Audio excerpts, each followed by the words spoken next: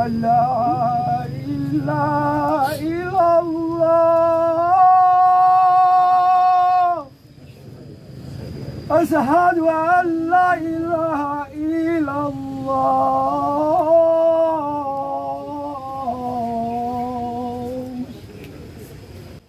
Kabar duka datang dari dunia film dan teater.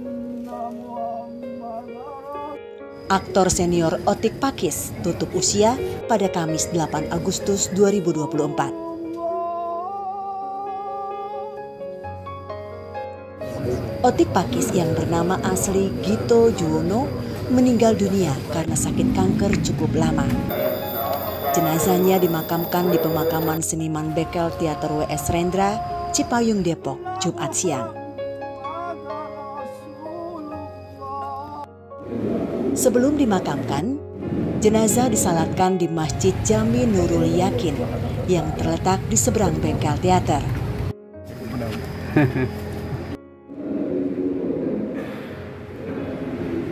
Jenazah diantar oleh keluarga almarhum ke pemakaman. Istri almarhum, Dewi Pakis yang duduk di kursi mengikuti prosesi pemakaman dengan raut wajah sedih. Begitu juga anak-anak almarhum. Di antaranya Macan dan Mawar yang menyembunyikan kesedihannya di balik kacamata hitam.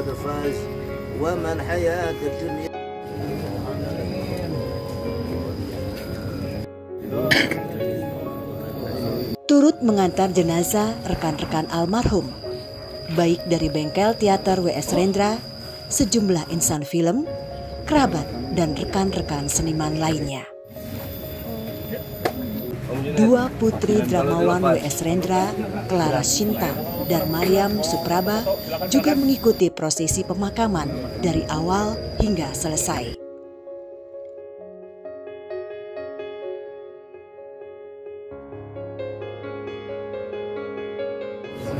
Otik Pakis merupakan bintang film senior.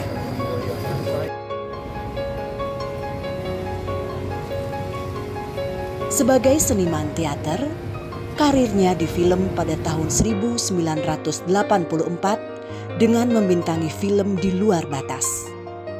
Namanya makin dikenal sejak ikut membintangi film Filosofi Kopi.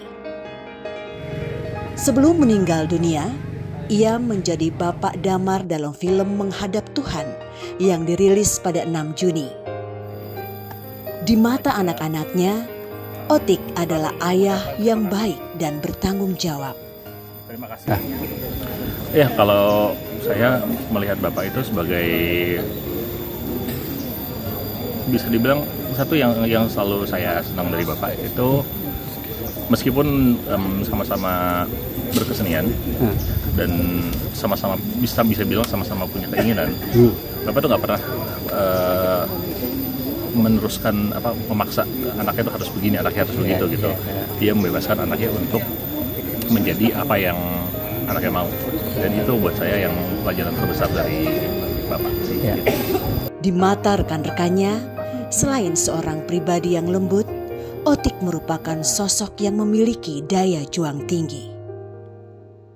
Ya, Otik Pakis dari mulai bujang kita udah bersaudara ya. Dia di Blok M dan dia juga ikut mewarnai perjalanan kelompok penyanyi jalanan. Ya, kita kehilangan saudara yang setia berkesenian, menapakin kesenian. Film lebar, layar pendek, dan pementasan teater. Dia salah satu aktor yang setia lah hidup berkesenian.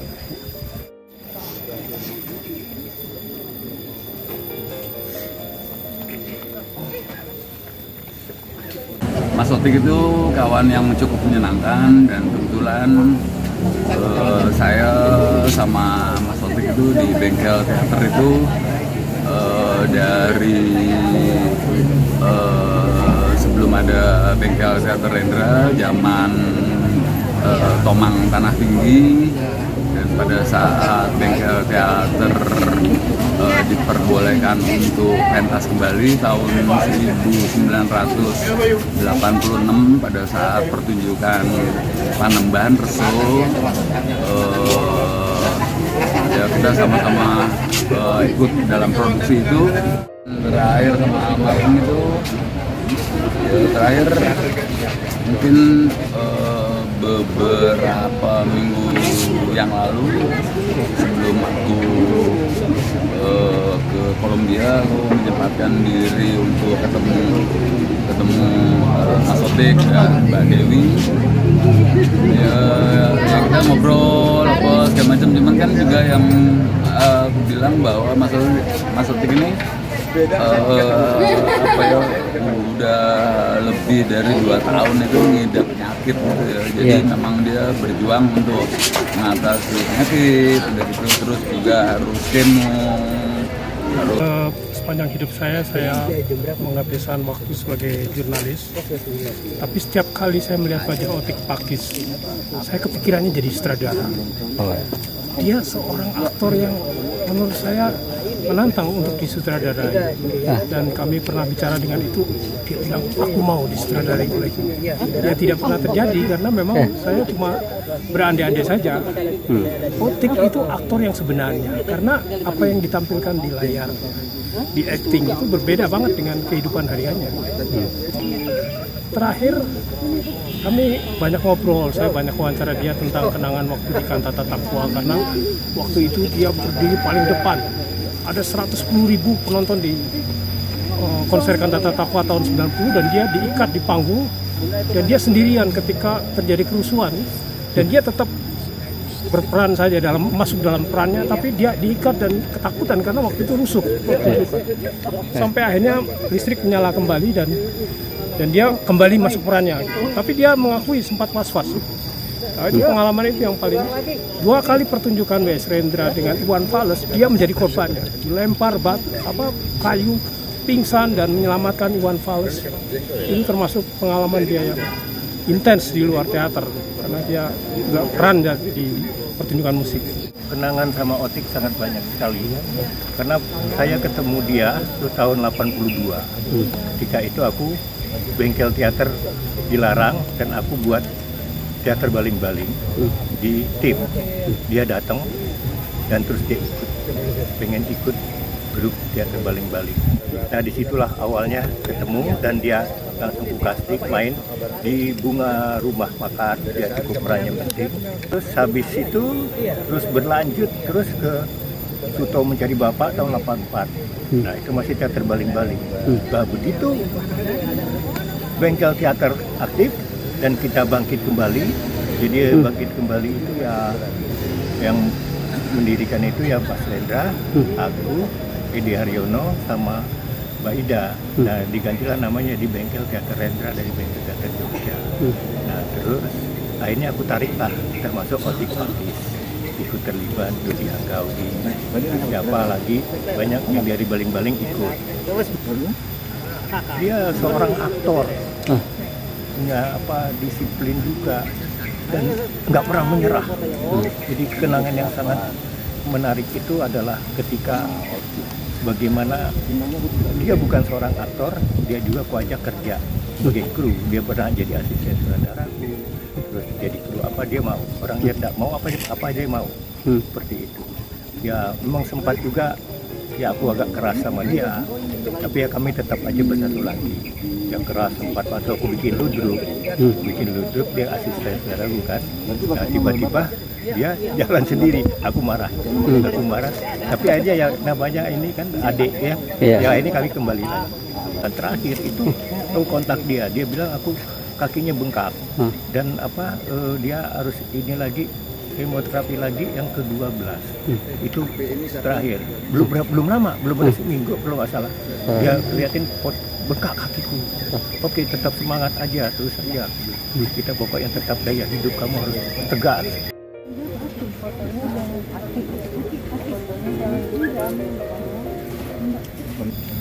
Almarhum itu daya hidupnya luar biasa. Saya kagum tentang proses kemoterapinya ini.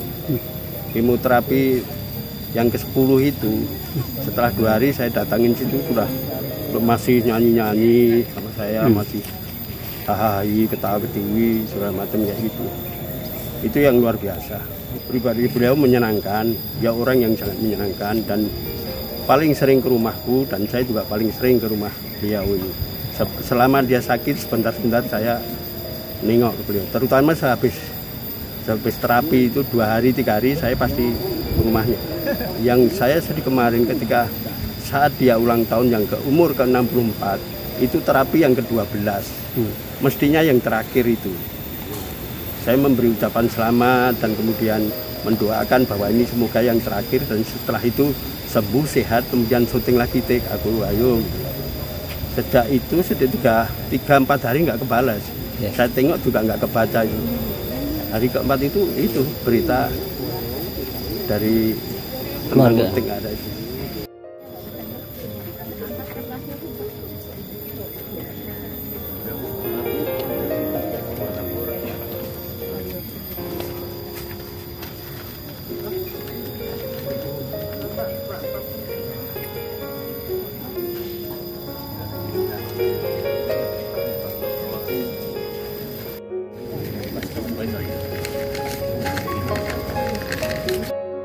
وأن النار حق وأن لقاء الله تعالى لأهل الحق حق لا شريك له له الملك وله الحمد يحيي ويميت وهو حي دائم لا يموت بيده الخير وهو على كل شيء قدير كل نفس ذائقة الموت وإنما. Pertama ingin mengucapkan terima kasih.